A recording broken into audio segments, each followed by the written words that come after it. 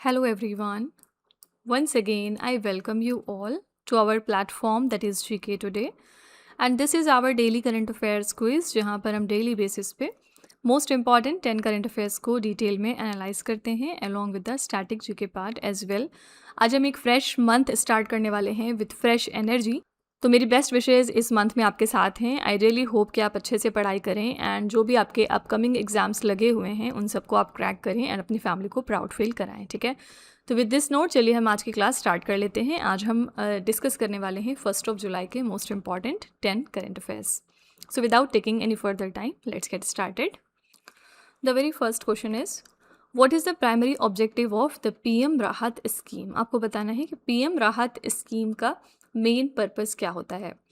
So main objective is road accident victim treatment. ठीक है, तो रिसेंटली हुआ क्या है, facial identification requirement accident victims के लिए अंडर द पीएम राहत स्कीम रिमूव कर दिया गया है ताकि जो विक्टिम्स हैं उनको बेनिफिट्स क्लेम करने में आसानी हो सके। एंड पीएम राहत में राहत का फुल फॉर्म क्या होता है, road accident victim hospitalisation and assured treatment. And ये एक सेंट्रल सेक्टर स्कीम है। कौन सी मिनिस्ट्री के अंतर्गत ये स्कीम वर्क करती है? So it works under ministry of road transport and highways. ठीक है, तो इस स्कीम में कैशलेस ट्रीटमेंट मिलता है अप टू 1.5 लाख रुपीज़ का पर eligible road accident victim for up to 7 days from the date of accident. तो इस स्कीम को इम्प्लीमेंट किया जाता है through the integration of electronic detailed accident report, जिसको हम ईडार कहते हैं, and TMS 2.0 means transaction management system of national authority. ठीक है, तो याद रखिएगा पीएम राहत का फुल फॉर्म क्या है and what is its primary objective. So basic objective is road accident victim treatment. Fine, तो डू रिमेंबर कि ministry of road transport and highways के अंतर्गत रन की जाती है scheme. And talking about ministry of road transport and highways, तो ये Indian government की एक मिनिस्ट्री है जो रोड नेटवर्क को मैनेज करती है। इंडिया के नेशनल हाईवेज का मेंटेनेंस इस मिनिस्ट्री के अंडर ही आता है एंड ये ministry road safety vehicle regulation जैसा काम भी करती है। ठीक है, देन वी टॉक्ड अबाउट ईडार। तो ईडार एक डिजिटल रिपोर्ट सिस्टम है जो रोड एक्सीडेंट्स के डिटेल्स इलेक्ट्रॉनिकली रिकॉर्ड करता है एंड इससे तुरंत एक्यूरेट डेटा मिलता है जो इंश्योरेंस और क्लेम प्रोसेसेस आसान करता है। ठीक है, एंड ये सिस्टम पुलिस और हॉस्पिटल दोनों के यूज़ के लिए है ताकि क्लेम्स को जल्दी प्रोसेस किया जा सके। At last we talked about national health authority. तो NHA इंडिया की बॉडी है जो आयुष्मान भारत जैसी हेल्थ स्कीम्स को इम्प्लीमेंट करते हैं एंड इनका मेन एम क्या होता है, अफोर्डेबल हेल्थ केयर प्रोवाइड करना सभी इंडियन सिटीजन्स को। ठीक है, तो B option here is the correct answer, road accident victim treatment. Now moving to next question, Lonar Lake that was recently seen in the news is located in which Indian state? Lonar Lake कहाँ पर located है?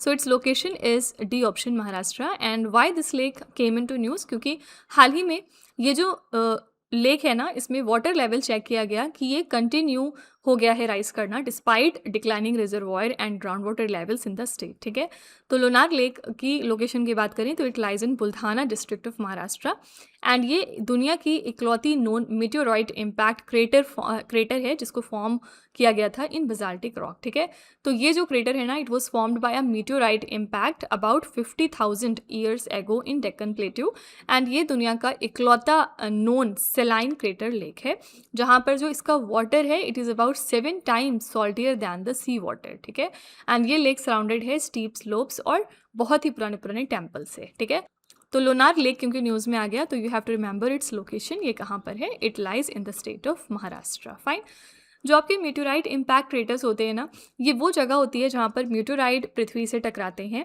And impact से बनने वाले crater ज़्यादातर पत्थर या बजाल्टिक rock में बनते हैं। ठीक है, आपको याद होगा टेक्सास का एक मीटियोर क्रेटर है जो सबसे फेमस इम्पैक्ट क्रेटर है, कहाँ पर, USA में। ठीक है, and talking about the basaltic rock, तो बजाल्टिक रॉक जो है ना, ये एक वोल्केनिक रॉक होती है जो जल्दी सॉलिडिफाई होती है।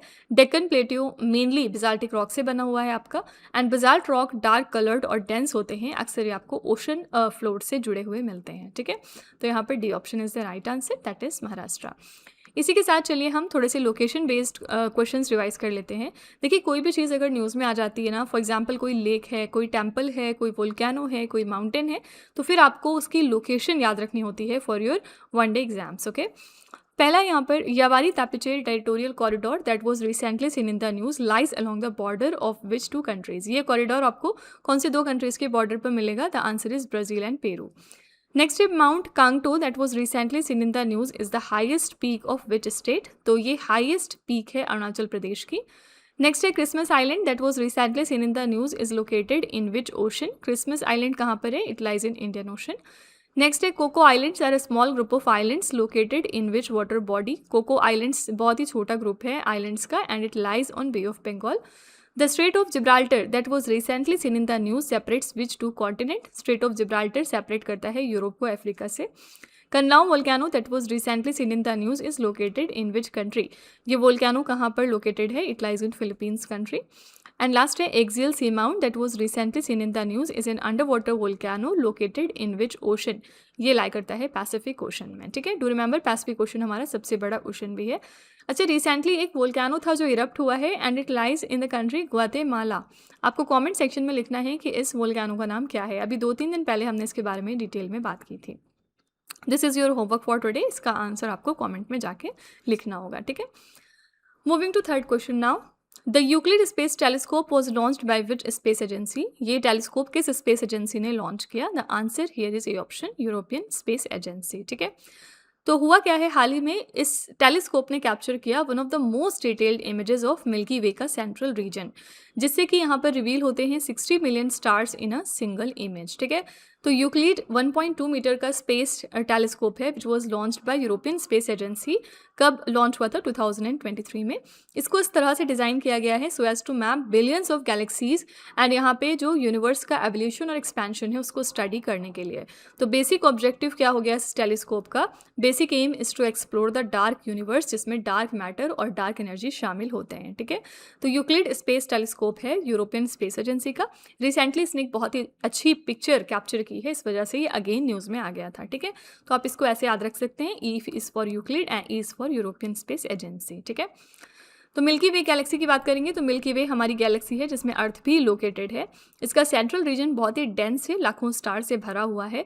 मिल्की वे स्पाइरल गैलेक्सी है जिसका डायमीटर लगभग 1 लाख लाइट ईयर्स है। ठीक है, एंड डार्क मैटर विजिबल नहीं होता पर ग्रेविटी का इफेक्ट शो करता है।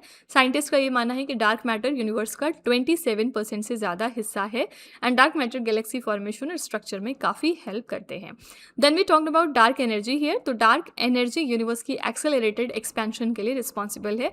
डार्क एनर्जी यूनिवर्स का लगभग 68% हिस्सा है। ठीक है, तो यहाँ पर A option is the correct answer, European space Agency. Coming to fourth question, the names of soldiers martyred during operation Sindoor were recently inscribed on which part of the national war memorial? Operation Sindoor में जो हमारे 6 soldiers martyr हुए थे यानी शहीद हुए थे, recently उनको इंस्क्राइब कर दिया गया, उनका नाम इंस्क्राइब हुआ है ऑन द त्याग चक्र of the national war memorial. ठीक है, तो ये 6 मिलिट्री पर्सनल थे हमारे जो शहीद हुए थे ड्यूरिंग ऑपरेशनल सिंदूर एंड ना अब इनका नाम इंस्क्राइब हो रहा है ऑन द त्याग चक्र ऑफ नेशनल वॉर मेमोरियल। कहाँ पर है national war memorial? It lies in new Delhi. ठीक है, तो ये जो हमारा मेमोरियल है it was inaugurated in 2019 in new Delhi and ये कमोमरेट करता है इंडियन आर्म्ड फोर्सेस पर्सनल को सैक्रिफाइसेस को सिंस इंडिपेंडेंस। तो इसमें 4 कंसेंट्रिक चक्रास मौजूद हैं। ठीक है, पहला आपका हो गया अमर चक्र इटर्नल फ्लेम, और दूसरा हो गया वीरता चक्र बैटल म्यूरल्स, तीसरा हो गया त्याग चक्र और चौथा है रक्षक चक्र। ठीक है, तो यहाँ पर इसमें 4 तरीके से चक्रा मौजूद हैं। तो डू रिमेंबर कि ऑपरेशन सिंदूर के जो हमारे 6 मार्टर्स हैं इनका नाम इंस्क्राइब हो रहा है त्याग चक्र के ऊपर नेशनल वॉर मेमोरियल में। ठीक है, C option here is the correct answer. Operation Sindoor एक इंडियन मिलिट्री ऑपरेशन था, इसमें कई आर्म फोर्सेस पर्सनल ने बहादुरी दिखाई थी और पहलगाम अटैक के बाद ऑपरेशन सिंदूर हमने लॉन्च किया था। फाइन, तो यहाँ पर करेक्ट आंसर हो जाएगा सी ऑप्शन।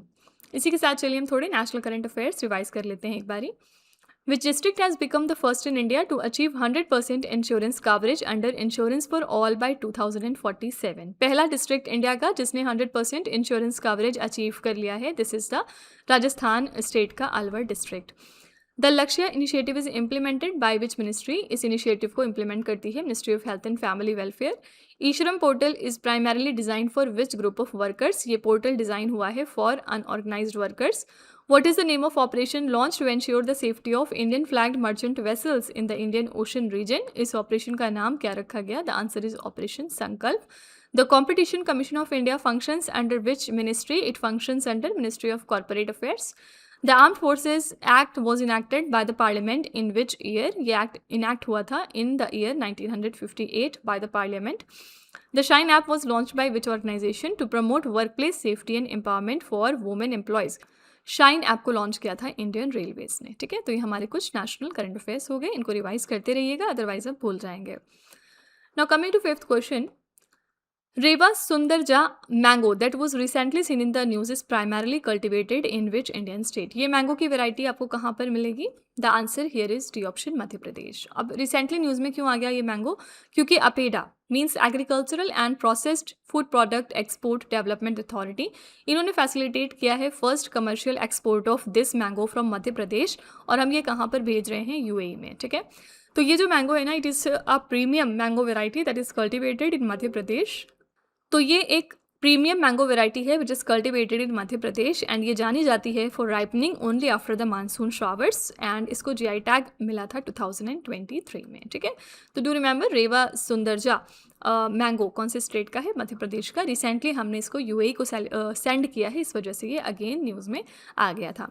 जीआई टैग के बारे में कई बार हम बात कर चुके हैं. ये टैग जो है ये किसी भी प्रोडक्ट की स्पेसिफिक रीजन से जुड़ी पहचान होती है और जीआई टैग से प्रोडक्ट की ऑथेंटिसिटी और मार्केट वैल्यू काफ़ी ज़्यादा बढ़ जाती है.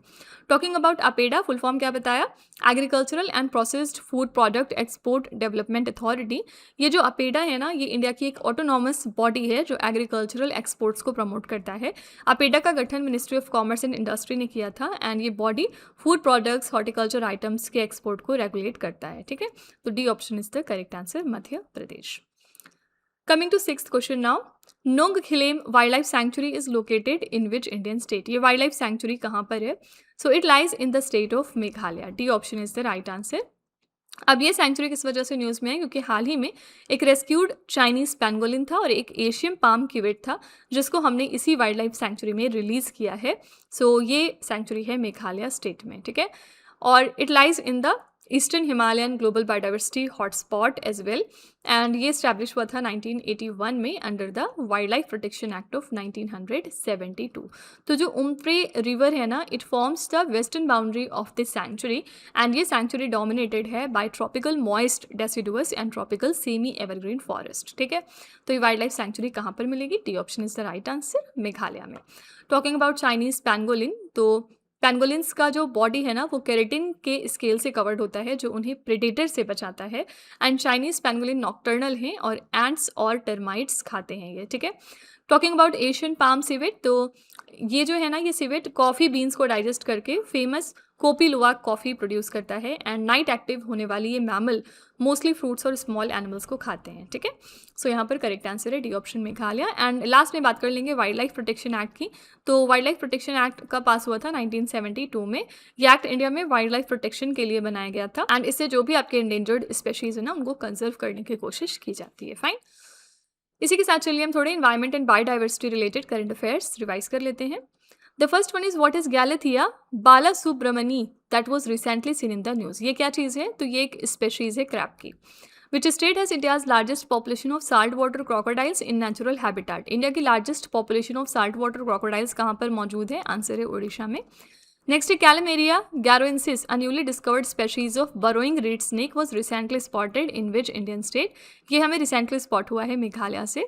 तिपेश्वर wildlife sanctuary is located in which Indian state? It lies in Maharashtra. Giant Malabar squirrel that was recently seen in the news is the state animal of which Indian state? ये state animal है महाराष्ट्र का. The red sanda boa that was recently seen in the news is endemic to which countries? ये आपको कहाँ पर देखने को मिलेंगे? इंडिया, पाकिस्तान और ईरान में. नेक्स्ट है Henckelia monophylla, a rare plant species is endemic to which Indian state? ये आपको अरुणाचल प्रदेश में मिलेंगे. ठीक है, तो ये आपके कुछ environment and biodiversity related news हो गए. क्वेश्चन नंबर 7 है The fast petrol vessel PS Les Pawar recently handed over by India to Seychelles was built by which Indian shipyard? ये किसने डेवलप किया था? आंसर है यहाँ पर D option, C option, Goa shipyard limited. ठीक है, तो हुआ क्या है, प्राइम मिनिस्टर नरेंद्र मोदी ने रिसेंटली हैंड ओवर किया हमारा इंडिजिनस तरीके से तैयार किया गया फास्ट पेट्रोल वेसल जिसका नाम है PS लेस पवार and other assistance to Seychelles during his state visit. हम जानते हैं अभी रिसेंटली सेशल्स गए थे हमारे prime minister Modi ji visit पर। एंड FPV को बनाया था गोवा शिपयार्ड लिमिटेड ने। इस वेसल में आप स्पीड अचीव कर सकते हैं लगभग 30 नॉट्स तक, एंड इससे डेफिनेटली जो सेशल्स की मैरीटाइम सर्विलांस कैपेसिटी है वो इन्हांस होगी। एंटी पायरेसी ऑपरेशंस वो इससे कंडक्ट कर सकते हैं एंड अपने एक्सक्लूसिव इकोनॉमिक जोन का पेट्रोलिंग भी कर सकते हैं। ठीक है, तो इसका नाम याद रखिएगा, इसका नाम क्या है, PS लेस पवार। और इसको किसने डेवलप किया है, तो आंसर है गोवा शिपयार्ड लिमिटेड। किस कंट्री को हमने दिया है ये भी याद रखिएगा, सेशल्स कंट्री को। ठीक है, ये सारे फैक्ट्स आपको ध्यान में रखने होंगे। Talking about the fast patrol vessel, तो ये एक प्रकार का नेवल शिप होता है जो कोस्टल पेट्रोलिंग और सर्विलांस के लिए हम यूज़ करते हैं। FPV की मैक्सिमम स्पीड आमतौर पर 30 से 40 नॉट्स तक होती है। एंड FPV पायरेसी और स्मगलिंग रोकने के लिए काफ़ी ज़्यादा यूजफुल माने जाते हैं। ठीक है, Goa shipyard limited Indian government की एक सरकारी शिप बिल्डिंग कंपनी है। ये कंपनी कई नेवल और कोस्ट गार्ड वेसल्स बना चुकी है। गोवा शिपयार्ड लिमिटेड की फॉर्मेशन 1957 में हुई थी। Talking about the country Seychelles, तो ये एक इंडियन ओशन की आइलैंड कंट्री है। यहाँ की जो इकोनॉमी है वो टूरिज्म और फिशिंग पर डिपेंडेंट है, एंड ये देश अपने मरीन बायोडाइवर्सिटी के लिए काफ़ी ज़्यादा फेमस है। And if you talk about exclusive economic zone, तो ये एक मैरीटाइम जोन होता है जो कोस्टल कंट्री को 200 नॉटिकल माइल्स तक मैरीटाइम राइट्स देता है। एंड इसके अंतर्गत कंट्री को फिशिंग, माइनिंग और एनर्जी रिसोर्सेज का राइट होता है। ठीक है, United Nations convention on the law of the sea UN क्लॉज EEZ के नियम निर्धारित करता है। तो C option is the right answer, that is Goa shipyard limited. Fine, अब हमने जैसे यहाँ पर सेशल्स देखा, यू हैव टू रिमेंबर कि अभी सेशल्स ने अपना highest honour prime minister Modi ji को दिया है। ठीक है, और अगर हम 2026 में देखें तो टॉप 3 कंट्रीज कौन सी हैं जिन्होंने अपने ऑनर्स दिए हैं प्राइम मिनिस्टर मोदी जी को। The first country is Sweden, the second one is Norway, ठीक है, and the third country is Slovakia. And Slovakia के अलावा जो चौथी कंट्री है वो अब सेशल्स बन गई है। तो ये 4 कंट्रीज हैं जिन्होंने अपने honours prime minister Modi ji को दिए हैं 2026 में। दिसंबर 2025 में अगर हम देखेंगे तो 2 कंट्रीज और थी जिन्होंने अपने ऑनर्स इसी तरह से मोदी जी को दिए थे। The first country was Ethiopia and the second country was Oman. ठीक है, तो एटलीस्ट इन 6 कंट्रीज के नाम आपको याद में रखने होंगे। Okay, coming to 8th question, Where was the 16th conference of the Central Council of Health and Family Welfare held? ये 16th एडिशन था central council of health and family welfare के कॉन्फ्रेंस का। रिसेंटली ये हुआ है नई दिल्ली में। Okay, तो इसको चेयर किसने किया है, हमारे health minister JP Nadda ji ने। इस कॉन्फ्रेंस में फोकस किया गया सेंट्रल स्टेट कॉपरेशन के ऊपर, नेशनल हेल्थ मिशन की प्रायोरिटीज़ के ऊपर, फूड एंड ड्रग रिफॉर्म्स पर एंड अलाइड हेल्थ सर्विसेज पर। बहुत सारे डिजिटल हेल्थ इनिशिएटिव्स भी लॉन्च किए गए, जैसे कि हमारा आरोग्य सेतु हो गया 2.0 and central council of health and family welfare यहाँ पर कॉन्स्टिट्यूट हुआ under article number 263 of the Indian constitution. ठीक है, तो डू रिमेंबर ये 16th कॉन्फ्रेंस थी हमारी central council of health and family welfare की। रिसेंटली ये नई दिल्ली में ऑर्गेनाइज की गई है। Okay, talking about the national health mission, तो नेशनल हेल्थ मिशन इंडिया का फ्लैगशिप प्रोग्राम है इम्प्रूव्ड हेल्थ केयर के लिए। इसका मेन फोकस है रूरल और अर्बन हेल्थ सर्विसेज दोनों को इम्प्रूव करना, एंड इनको 2013 में स्टार्ट किया गया था कंबाइन करने के लिए NRHM और NUHM को। ठीक है, तो यहाँ पर करेक्ट आंसर है A option, New Delhi. Then we talked about Arogya Setu here. Aarogya Setu 2020 में बनाया गया था कोविड-19 की ट्रैकिंग के लिए। ये ऐप ब्लूटूथ और GPS से कॉन्टैक्ट ट्रेसिंग करता है, एंड आरोग्य सेतु को इंडियन गवर्नमेंट की तरफ से प्रमोट किया गया है डिजिटल हेल्थ के लिए। फाइन, तो यहाँ पर चलिए हम थोड़े से समिट्स एंड कॉन्फ्रेंसेस के क्वेश्चन देख लेते हैं। The first one is the first BIMSTEC India marine research network conference was hosted in which city. तो ये पहली ऐसी कॉन्फ्रेंस थी जिसको होस्ट किया गया कोची सिटी की तरफ से। Which city is the host of 22nd all India annual TDS conference, तो this is the city of Bhopal. Where was the 7th edition of all India conference of government railway police chiefs held, ये event हुआ है नई दिल्ली में। What is the main theme of the national conference on naturopathy 2026, इसके लिए हमारी theme क्या थी, yoga and naturopathy for a stronger and healthier you. What is the theme of India International Conference on Democracy and Election Management 2026? इसके लिए हमने theme रखी Democracy for an Inclusive, Peaceful, Resilient and Sustainable World. Where was the 12th Asian and Pacific Regional Conference 2026 held? Answer is New Delhi. Which city is the host of National Rural Development Conference 2026? The answer is New Delhi. Okay. Coming to 9th question. The fast petrol vessel ICGS Akshay was commissioned at which shipyard in June 2026? तो recently हमने इसको कहाँ पर commission किया है, answer is Goa shipyard limited. ठीक है, तो इंडियन कोस्ट गार्ड ने हाल ही में ICGS अक्षय को कमीशन कर लिया है, जो कि हमारी नई जनरेशन की फास्ट पेट्रोल वेसल है। कहाँ पर? गोवा शिपयार्ड लिमिटेड में इन गोवा। एंड इस वेसल का नाम अक्षय रखा है, मतलब इनडिस्ट्रक्टिबल, जो कि रेजिलियंस और कमिटमेंट को सिंबलाइज करती है टू मैरीटाइम सिक्योरिटी। तो डेफिनेटली इससे कोस्ट गार्ड ऑपरेशंस हमारे इन्हांस होंगे, जैसे कि हमारी मैरीटाइम लॉ इन्फोर्समेंट हो गया, coastal security, search and rescue and environmental protection वगैरह। एंड इस इंडक्शन से इंडिया की जो इंडिजिनस शिप बिल्डिंग कैपेबिलिटी है वो स्ट्रेंथन हो रही है, and it supports the vision of Atmanirbhar Bharat as well. ठीक है, तो ये हमारा फास्ट पेट्रोल वेसल है ICGS अक्षय, इसको कमीशन किया गया गोवा शिपयार्ड लिमिटेड में। C option is the right answer. Now here if you talk about Indian coast guard, तो इंडियन कोस्ट गार्ड 1978 में मरीन सिक्योरिटी के लिए स्टैब्लिश हुआ था। इसकी मेन ड्यूटी क्या है? Coastal security, search and rescue and pollution control करना। एंड इनके पास पेट्रोल वेसल्स हैं, हेलीकॉप्टर्स हैं एंड डिफरेंट तरह के एयरक्राफ्ट के फ्लीट्स भी मौजूद हैं। ठीक है, पीछे हमने ऑलरेडी फास्ट पेट्रोल वेसल की बात कर ली थी, तो उसके बारे में अगेन नहीं बात करेंगे। हमने देखा कि इसका मेन यूज़ हम कोस्टल पेट्रोलिंग और सर्वेलांस के लिए करते हैं। FPVs में एडवांस नेविगेशन और कम्युनिकेशन सिस्टम्स क्योंकि मौजूद होते हैं। ठीक है, coming to last question which is very very important.